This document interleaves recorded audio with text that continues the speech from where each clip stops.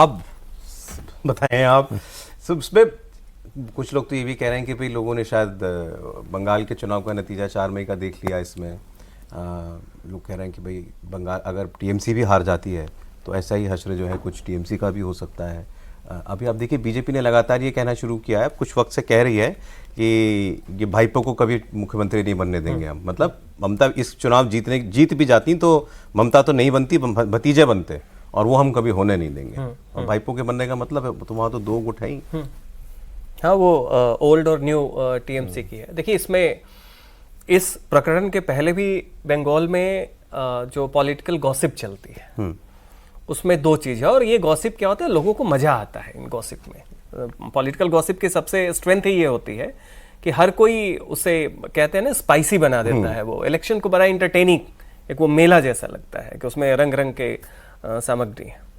तो एक तो ये है कि इस बार एंटी इनकम्बेंसी बहुत है तो बीजेपी जीत रही है, तो ये सिनेरियो 1 है पॉलिटिकल गॉसिप का। उसका लोग आपको जस्टिफिकेशन देंगे, ये है वो है, इतने लोग बदल गए, बाहर से लोग आ रहे हैं, एसआईआर से ये हो गया।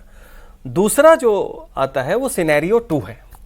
उसमें कहते हैं कि मान लीजिए बीजेपी, अगर ये कोई बीजेपी के लीडर नहीं कर रहे हैं, ये पब्लिक का अपना ये है कि चूक भी गई तो ये जो ऊपर के लोग हैं बीजेपी के, इनके दिमाग का जो एक असर है उसमें क्या होगा कि ये कुछ 1 महीने के अंदर में पलट देंगे, टीएमसी टूट जाएगी। अच्छा, क्यों टूट जाएगी? ममता की उम्र हो चली है, अभिषेक से संभलने वाला नहीं है, इसके खिलाफ बहुत भ्रष्टाचार के हैं, तमाम तरह के कुछ हो सकते हैं, बहुत सारी सिनेरियो देते हैं। अब जब उस तरह का ऑलरेडी आपका एक पॉलिटिकल गॉसिप और कॉन्स्पिरेसी थियरी चल रहा हो और उसमें लोगों को बहुत चटकारों के साथ मजा आ रहा हो, इस तरह का जैसे ही प्रकरण होता है तो वो सीधा क्या होगा कि बंगाल में लोग बोलेंगे कि देखो 7 सांसद एक साथ आ गए, तो मतलब कि ये एक खेल शुरू हो चुका है। अब भले ही इसके पीछे बंगाल चुनाव से कुछ लेना देना नहीं हो, कोई वो संदर्भ नहीं हो, लेकिन लोग कयास जोड़ के निकालते हैं लोगों का। तो बंगाल में अगर आप देखें कि अगर डॉट्स को कनेक्ट करें तो होगा कि आम आदमी पार्टी टूटी। उसी तरीके से आप देखें असम में तो चुनाव के 2 महीने पहले वहां के प्रदेश अध्यक्ष थे भूपेंद्र बोरा, वो छोड़ के आ गए।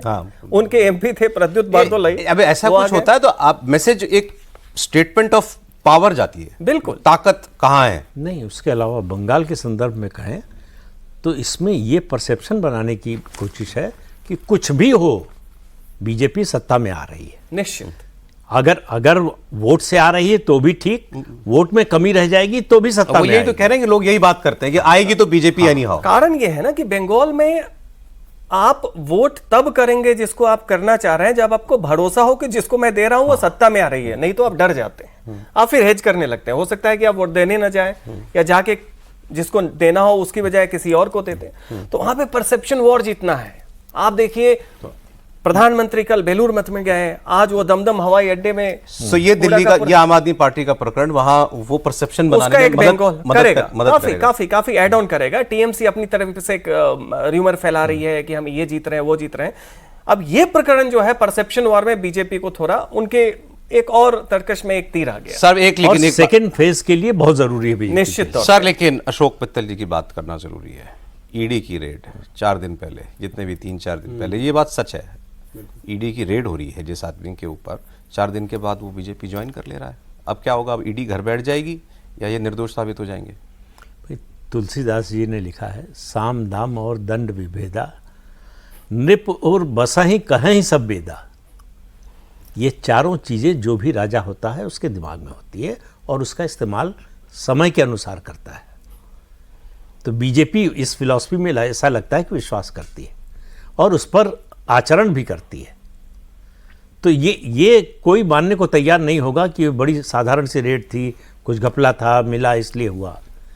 हो सकता है ऐसा हो, लेकिन कोई मानने को, आम पब्लिक से आप पूछेंगे तो कोई मानने को तैयार नहीं होगा।